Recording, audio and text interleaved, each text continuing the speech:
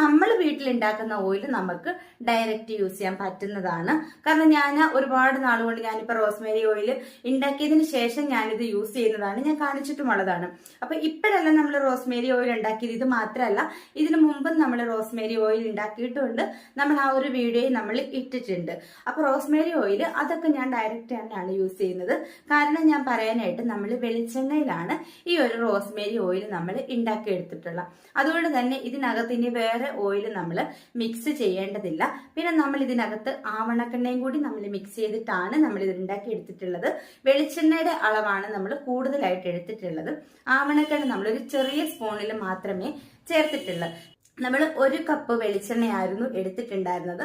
ആ 1 കപ്പ് വെളിച്ചെണ്ണയ്ക്ക് നമ്മൾ ചെറിയ 1 സ്പൂണിൽ നമ്മൾ ആവണക്കെണ്ണയും കൂടി നമ്മൾ മിക്സ് ചെയ്താണ് എടുത്തിട്ടുള്ളത്. പിന്നെ വേണമെങ്കിൽ നമുക്ക് ആൽമണ്ട് ഓയിലും ആ ഒരു ആവണക്കെണ്ണയുടെ അളവിൽ തന്നെ ആ ഒരു